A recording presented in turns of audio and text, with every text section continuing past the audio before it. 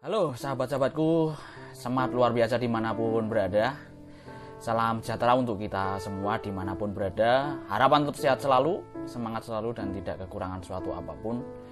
Pada kesempatan kali ini berjumpa kembali dengan saya Vindi Dwi Winantio, dan saya ucapkan selamat datang kepada semua sahabat-sahabatku yang saat ini selalu bahagia. Tentunya dalam situasi dan kondisi apapun kita tetap bersyukur dan tetap semangat ya. Untuk kali ini saya ingin ngomong dan berbicara sesuatu hal yang berkaitan dengan teori motivasi, yang mana teori motivasi itu menurut saya sampai sekarang masih relevan ya. Nggak tahu nanti menurut teman-teman, menurut sahabat-sahabatku semuanya seperti apa, silahkan berkomentar gitu ya di kolom komentar gitu, masih relevan apa tidak teori itu gitu. Oke, langsung saja terkait teori motivasi yang saya pelajari, saya baca. Tentunya ada teori motivasi Abraham Maslow ya. Abraham Maslow itu ada teori dia memiliki beberapa teori.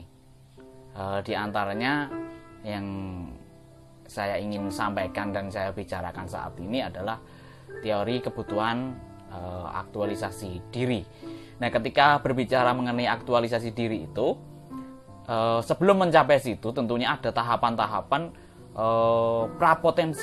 prapotensi ya. Jadi ada kebutuhan-kebutuhan yang harus dipenuhi terlebih dahulu, yang harus dicapai terlebih dahulu, sehingga sampai nanti bisa memenuhi tahap yang namanya aktualisasi diri. Jadi di teorinya Abraham Maslow itu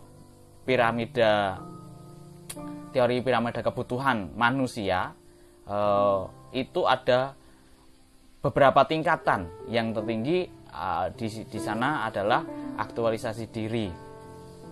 Nah, aktualisasi diri itu yang pertama itu kita kenal, dan nanti teman-teman bisa baca lebih lanjut dan nanti bisa sharing bersama, bisa berdiskusi bersama ya, mungkin masih relevan apa enggak gitu ya. Jadi ada teori yang di sana disebutkan teori aktualisasi diri itu ada beberapa tahapan. Jadi teorinya Maslow itu ketika belum bisa melewati tahapan sebelumnya, aktualisasi diri itu belum bisa tercapai gitu kan. Nah, sebelum masuk ke aktualisasi diri, yaitu ada kebutuhan yang pertama, kebutuhan fisiologi. Nah, ini kebutuhan ini, motivasi untuk memenuhi kebutuhan ini adalah motivasi dasar. Jadi bagaimana manusia itu memenuhi kebutuhan dasarnya adalah fisiologi, artinya kebutuhan yang rasa lapar. Jadi rasa kebutuhan diantaranya yang simpelnya ya, yang simpelnya. Masih banyak lagi yang terkaitan dengan biologis, termasuk rasa ngantuk, harus tidur dan sebagainya, memenuhi rasa kalau capek harus istirahat. Itu kebutuhan-kebutuhan dasar sebenarnya juga. Tapi yang inti yang saya ingin angkat di sini adalah misalnya aja kebutuhan makan. Jadi ketika lapar gitu, dalam teori itu ketika lapar kita harus sebagai manusia itu pasti berusaha untuk memenuhi kebutuhan itu gitu. Nah, baru masuk tahapan selanjutnya begitu. Nah, tahapan yang pertama tadi yang saya maksudkan tadi fisiologis. Nah, fisiologis itu kebutuhan untuk memenuhi kebutuhan dasar tadi, yang makan, minum, nah gitu. Nah, kaitannya apa sih saya menekankan di kebutuhan ini gitu kan? Nah, karena kebutuhan keduanya adalah kebutuhan rasa aman. Nah, rasa aman itu masuk banyak hal, ada perlindungan hukum, ada perlindungan dari kejahatan, rasa aman dari bencana alam, penyakit dan sebagainya. Nah, padahal rasa pertama tadi, kebutuhan rasa untuk memenuhi kebutuhan fisiologis itu kebutuhan pertama. Nah, kan untuk masuk ke tahap pertama dan kedua ini tentunya ada proses. Ketika tadi kebutuhan dasar itu harus terpenuhi, berarti rasa aman ini bisa belum terpenuhi kan gitu. Nah, permasalahannya ketika orang itu berfokus untuk memenuhi kebutuhan dasarnya atau motivasi pada memenuhi fisiologisnya, artinya rasa aman ini bisa terabaikan terlebih dahulu gitu kan. Artinya bisa mengabaikan hal-hal yang mungkin mengancam dirinya ya, tapi fokusnya mungkin ya ini nggak tahu, nanti bisa silahkan berpendapat untuk teman-teman, mungkin relevan nggak gitu kan. Kalau kebutuhan makan ini harus terpenuhi dulu baru rasa aman. Ini teorinya Maslow, ini yang berbicara Maslow. Jadi saya sebutkan dulu ya sebelum kita membahas lebih lanjut. Ada kebutuhan fisiologis itu pertama, kebutuhan rasa aman itu kedua, ketiga itu kebutuhan cinta kasih atau kebutuhan kasih sayang dan diterima, lalu yang keempat kebutuhan dihargai gitu. Yang kelima itu kebutuhan aktualisasi diri. Nah, kita berbicara poin pertama dan kedua, kebutuhan yang pertama dan kebutuhan yang kedua saja dulu. Karena kebutuhan yang pertama dan yang kedua ini saling berkaitan, dan di kondisi saat ini sangat nggak tahu ya. Ini saya merenungkan tadi, apa ini masih relevan ya? Saya pikir-pikir teori ini masih relevan kalau menurut saya ya, karena ketika orang ini masih merasakan lapar gitu, boro-boro memikirkan hal yang lebih lanjut gitu. Yang penting kondisiku terpenuhi dulu, kebutuhan yang di dalam tubuh ini terpenuhi. Karena secara logika kalau tidak makan pastinya lemas, tidak bisa beraktivitas, nggak ada semangat. Itu kalau makan kalau tidak makan cuma 1 jam 2 jam sampai 1 hari 3 hari itu masih tahan. 4 hari masih ada manusia yang tahan kayak gitu. Bahkan sampai 30 hari pun ada yang masih tahan kalau yang berniat berpuasa, yang dia yakin dengan kepercayaannya untuk berpuasa itu dia masih kuat. Tapi sekuat-kuatnya manusia pasti ada sesuatu hal yang hilang, artinya kefokusannya tidak bisa terpenuhi, rasa untuk tingkat berpikirnya juga berpengaruh. Karena ketika rasa lapar itu ada di dalam diri manusia, manusia ini tidak bisa berpikir secara bisa dikatakan agak berat gitu loh. Bisa sih, bisa gitu, berat tapi kan gitu, karena ada hal-hal yang tidak terpenuhi di situ, termasuk gizi, termasuk apalah, nutrisi apa gitu. Nah, makanya ketika kebutuhan dasar ini tidak terpenuhi, otomatis kebutuhan berikutnya, rasa aman ini bisa terabaikan. Nah, di situ itu poinnya yang saya ingin tekankan. Artinya berarti terkait dengan kesejahteraan, terkait dengan rasa yang penting bisa terpenuhi kebutuhan intinya kayak gitu, itu bisa terpenuhi, akhirnya kesejahteraan ada, baru memberikan rasa keamanan. Jadi pertanyaannya karena tidak aman kenapa gitu kan? Kenapa kok selalu tidak aman? Nah, ini saya berbicara secara umum aja ya, tidak menyebutkan ke salah satu hal, misalnya ke negara atau suatu hal. Karena itu juga bisa dijadikan faktor utama, tetapi ini indikasi-indikasi yang bisa dijadikan alasan ketika mengacu dari teori Maslow tersebut gitu loh.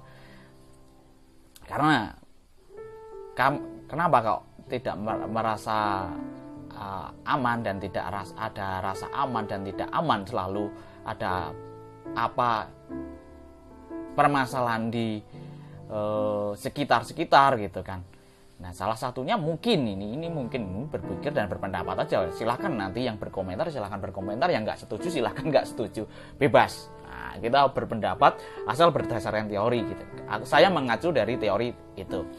Jadi, kalau rasa lapar itu tidak terpenuhi, otomatis orang belum memikirkan rasa aman. Nah, Bisa disimpulkan kan?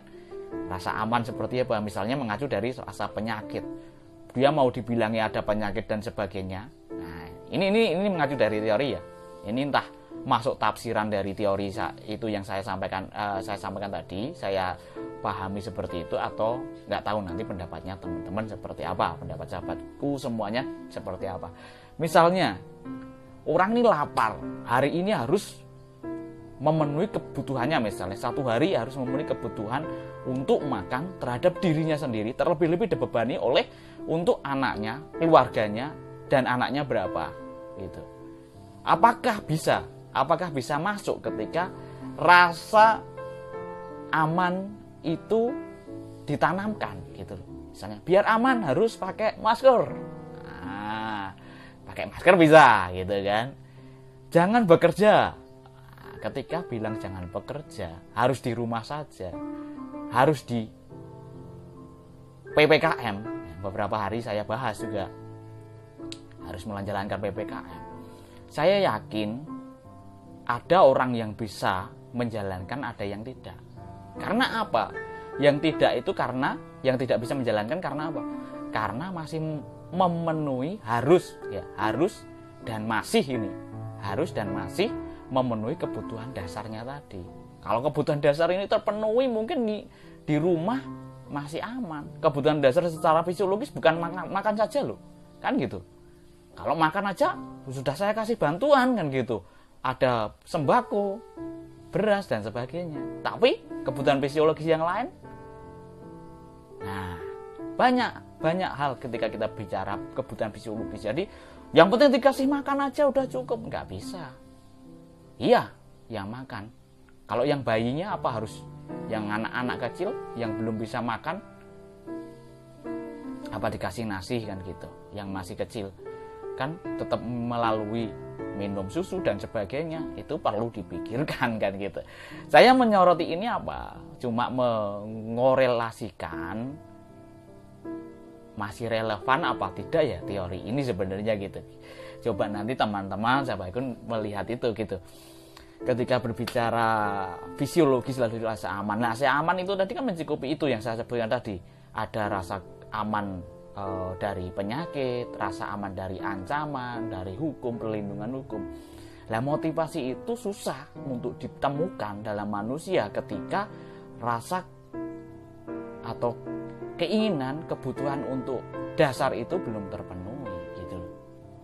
Makanya saya pikir ketika kita menanamkan rasa keamanan, terus kebutuhan rasa aman, biar termotivasi untuk memenuhi itu. Nah, mungkin kalau berdasarkan teori itu kebutuhan fisiologis ini baru terpenuhi gitu. Itu menurut saya ini. Jadi mungkin sahabat-sahabatku semua bisa berpendapat lain gitu. Bahkan teori ini apakah bisa relevan apa enggak gitu ketika dikaitkan dengan kondisi seperti ini. Sedangkan kondisi seperti ini aja orang masih berlomba-lomba bagaimana saya bisa memenuhi kebutuhan dasar, minimal makan, yang kedua vitamin, yang kedua gizi dan sebagainya. Pokoknya fisiologis lah. Bisa tidur masih nyenyak, mau memikirkan rasa aman bagaimana gitu kan. Tidur aja belum nyenyak karena masa lapar, bingung besok mau cari uang dari mana, besok pekerjaannya gimana kalau sudah ditutup, kan seperti itu. Nah, kita hanya belajar aja sih, masih ini intinya ingin menyampaikan bahwa pada dasarnya di dalam diri manusia itu memiliki beberapa kebutuhan yang harus dipenuhi step by step. Itu berdasarkan teori Abraham Maslow, teori motivasi hierarki kebutuhan Maslow, yang tahap puncaknya adalah aktualisasi diri. Nah, kalau aktualisasi diri itu mungkin banyak hal ya yang sudah melakukan, meskipun dirinya sendiri mungkin belum bisa terpenuhi, tapi lebih memikirkan orang lain, itu banyak juga. Jadi juga tidak menutup memungkinkan bahwa membantu orang lain, padahal dirinya sendiri itu juga masih kekurangan, tapi dia merasa tidak kekurangan. Nah, bedanya di situ. Meskipun kekurangan, kalau tidak merasa kekurangan, artinya dia cukup. Sehingga bisa membantu orang lain. Kepedulian terhadap orang lain, bisa menolong orang lain. Nah, di situ itulah sehingga bisa mengarah ke aktualisasi diri. Meskipun pada dasarnya pengertian aktualisasi diri itu memaksimalkan atau mengoptimalkan kemampuan yang telah dimiliki. Artinya ketika kebutuhan-kebutuhan dasar itu sudah terpenuhi, baru bisa aktualisasi diri. Itu teorinya Maslow seperti itu mengatakannya. Nah, baik sahabat-sahabatku semuanya, mungkin yang bisa menjadi perenungan kita bersama atau refleksi kita bersama untuk melihat situasi dan kondisi seperti ini, yang mana antara kebutuhan rasa aman dan kebutuhan rasa fisiologis ini masih tumbang tindih.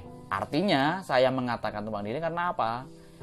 Rasa aman digembor-gemborkan, tetapi rasa fisiologis ini belum bisa terpenuhi, kan belum pas. Belum pasnya seperti itu. Artinya sedangkan banyak orang yang masih berusaha untuk mencari kebutuhan pokoknya, artinya kerja itu kan untuk memenuhi itu, untuk memenuhi kebutuhan pokoknya, tetapi rasa aman ini sangat ditekankan. Aman dari penyakit, harus bagaimana, harus di rumah, jangan bekerja, harus ditutup tempat pekerjaannya, terus harus di PHK karena biar aman alasannya, kan gitu. Kalau alasannya biar aman, mungkin bisa dipikirkan terlebih dahulu kebutuhan fisiologis ini sudah terpenuhi belum, kan gitu. Kalau kebutuhan fisiologis ini sudah terpenuhi, barulah mengadakan atau menekankan rasa aman, gitu. Kalau menurut saya mungkin kalau bisa itu berjalan secara berdampingan, bahwa kebutuhan fisiologis dan kebutuhan rasa aman itu bisa berjalan bersama-sama. Itu alangkah indahnya dan alangkah baiknya. Tetapi itu memang harus berpikir ekstra bagaimana rasa aman itu tetap bisa dirasakan oleh semua orang, oleh manusia secara umum. Lalu kebutuhan fisiologis juga tidak terabaikan, gitu kan. Kebutuhan fisiologisnya adalah bagaimana orang itu atau suatu kelompok keluarga atau suatu kelompok masyarakat atau sebutlah seseorang gitu ya, bisa memenuhi makan, bisa memenuhi serta berkeluarganya juga bisa terpenuhi makannya. Nah, disitulah mungkin rasa aman bisa berjalan dengan baik. Tidak usah nggak khawatir lagi dia kelaparan, nggak khawatir lagi akan keluarganya, tidak khawatir lagi untuk membayar sekolahnya, kan gitu. Nah, fisiologis banyak loh, gitu. Tidak hanya makan aja karena gitu. Saya mau ngambil simpelnya karena tadi, gitu. Karena orang bisa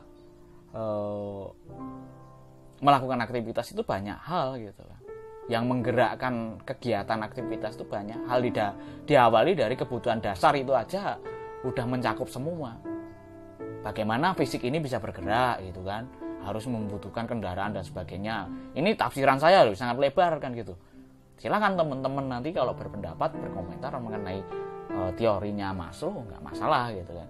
Terus misalnya berpergian membutuhkan apa, kan gitu. Itu juga kaitannya dengan fisiologis, gitu. Selain rasa aman tadi, gitu kan. Rasa aman sudah jelas sudah saya sampaikan tadi, mencakup apa aja, termasuk penyakit, termasuk rasa aman secara hukum, dari diskriminasi dan sebagainya, itu banyak hal. Belum nanti masuk di rasa kasih sayang, dicintai, rasa diterima, termasuk eksistensi diri, lalu dihargai, masih rasa ingin dihargai dan reputasi itu pembagiannya masih di situ, aktualisasi diri, kan gitu. Masih banyak hal. Oke, teman-teman, mungkin hanya ngomong dan merefresh ya, karena saya sudah lama tidak berdiskusi. Jadi saya ngomong aja, nanti kalau teman-teman ingin merespon, ingin menanggapi, atau ingin merespon terkait teorinya Abraham Maslow masih relevan apa enggak ketika dikorelasikan dengan kondisi seperti ini, seperti apa. Nggak usah masuk ke tahap kebutuhan yang ketiga, keempat, dan kelima. Kita berbicara antara tahap pertama dan kedua aja, kebutuhan fisiologis dan kebutuhan rasa aman. Jadi di sisi lain harus memenuhi kebutuhan fisiologis, di sisi lain ditekankan harus memenuhi kebutuhan rasa aman. Nah, secara logika saja, manusia itu ketika merasakan lapar, ini simpelnya, bagaimana bisa termotivasi untuk memenuhi kebutuhan rasa aman? Motivasinya nggak ada gitu. Yang penting saat ini bisa makan aja bagus, mikirin ribet-ribet kan gitu. Makanya lah mungkin bisa dipikirkan baiknya gimana solusinya biar kedua hal itu bisa berjalan dengan baik, biar masyarakat secara umum bisa memiliki motivasi untuk memenuhi rasa aman baik terhadap diri sendiri maupun orang lain gitu. Kaitannya dengan COVID kan itu, bagaimana setiap personal atau setiap orang ini tidak bisa menjaga dirinya sendiri, otomatis terlebih-lebih menjaga orang lain gitu. Otomatis kan mengalami keterlambatan ini pencegahan laju penyebaran COVID ini, pencegahannya dan laju untuk menguranginya ini kan susah gitu. Karena itu nggak merasa dia udah nggak memikirkan itu. Banyak contoh orang-orang yang di luaran sana yang bekerjanya di lapangan itu nggak memikirkan rasa aman, kerja di lapangan yang artinya yang kerja seperti, mohon maaf, seperti para pemulung, saudara-saudara yang mengambil sampah bekerja di bagian seperti itu nggak memikirkan itu, kerja-kerja aja. Karena yang fokusnya yang dipikirkan kebutuhan fisiologis gitu. Dia udah merasa aman dengan dirinya sendiri, tapi aman yang dipersepsikan oleh mereka dengan persepsikan oleh orang lain yang pada umumnya kan berbeda. Orang amannya yang seperti apa? Karena keyakinan orang tersebutlah yang bisa membuat dirinya itu bisa optimal gitu. Banyak orang-orang yang di lapangan tuh malah tidak kena karena apa? Karena yakin dengan apa yang diyakini dia gitu. Yang penting kebutuhan fisiologis terpenuhi, aku pasti aman, aku pasti sehat kan gitu pikirannya gitu. Tapi kalau rasa aman yang ditekankan berbeda, banyak hal yang sudah saya sampaikan di depan tadi, misalnya harus ditutup tokonya, harus ditutup warungnya, harus di PHK, harus istirahat kerjanya dan sebagainya, susah kan gitu. Makanya kan bagaimana kebutuhan fisiologis dan rasa aman ini bisa terpenuhi dan bisa termotivasi untuk memenuhi kebutuhan rasa aman. Jadi kalau motivasi untuk memenuhi kebutuhan fisiologis itu udah otomatis, udah secara langsung sejak lahir pun bayi ketika lahir pasti dia yang dirasakan untuk memenuhi rasa fisiologisnya, nggak jauh-jauh. Contohnya ketika nangis dikasih susu ibu atau asinya ibu, diam, simpel kan. Dia belum merasakan aman, nangis itu nanti akan dimarahin enggak, akan nanti mengganggu orang lain enggak, mengganggu ketenangan orang lain enggak, mengganggu keamanan orang lain tidak ketika aku nangis keras gitu. Nggak berpikir sampai sana, tetapi berpikirnya bahwa otomatis ketika sejak lahir sudah diciptakan oleh Tuhan itu, ketika sejak lahir, ketika nangis lahir terus lalu kemudian nangis dikasih ASI, kebanyakan udah diam karena lapar gitu kan. Itu secara fisiologis sejak lahir aja udah digambarkan seperti itu, tapi belum memikirkan sampai tahap aman gitu. amannya hanya aman dari lapar itu tadi gitu kan.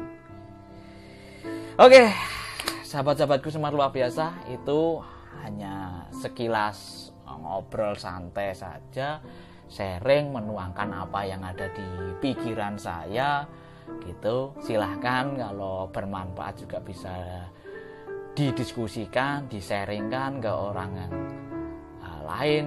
Kalau tidak bermanfaat ya dibiarkan aja gitu kan. Ya, harapan yang selalu saya harapkan untuk semuanya tetap sehat selalu, semangat selalu, dan kiranya COVID ini biar tetap berlalu dan cepat selesai dari bumi, baik di negara kita maupun di luar, baik seluruh dunia lah gitu, dan bisa memenuhi kebutuhan fisiologis hingga kebutuhan aktualisasi diri dengan cara-cara sesuai dengan tahapan-tahapan yang kita miliki, kemampuan kita, dan kita bisa berbagi, kita saling berkepedulian terhadap satu dengan yang lain.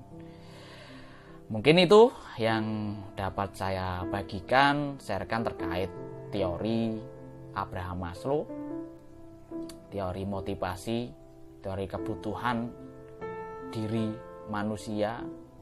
Ada 5 tahapan, yaitu fisiologis, kebutuhan rasa aman, kebutuhan rasa dicintai atau diterima atau disayangi, itu yang ketiga, kebutuhan dihargai itu yang keempat, kebutuhan aktualisasi diri itu yang kelima.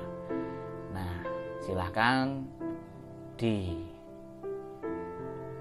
di-sharingkan kira-kira apakah bisa rasa aman itu dipenuhi dulu baru rasa fisiologis. Enggak apa-apa, kita bebas berdiskusi, tapi kan kita tetap menghargai teori yang ada, punyanya Abraham Maslow yang sekitar tahun 1940-an lah, sekitar itu.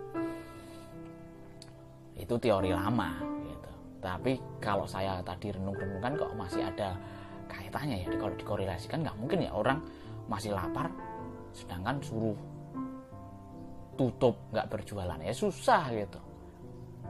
Mau dapat makan dari mana kalau tidak bekerja gitu, meskipun sudah dibantu oleh pemerintah kan gitu kan, dikasih bantuan, tapi apakah cukup? Fisiologisnya bukan untuk dirinya sendiri, fisiologisnya orang itu untuk membantu keluarganya juga gitu loh. Bukan ya dipikirkan bukan fisiologisnya diri sendiri, tapi fisiologisnya orang lain gitu kan. Oke, itu saja. Nanti silahkan kalau mau berkomentar, silahkan berkomentar di kolom komentar. Kalau mau berdiskusi, silahkan berdiskusi di komentar itu, dan silahkan di-sharingkan. Kalau di-sharingkan, itulah apa yang saya sampaikan, kiranya bisa bermanfaat. Kalau memang bermanfaat untuk orang lain, juga bersyukur dan bisa berbagi.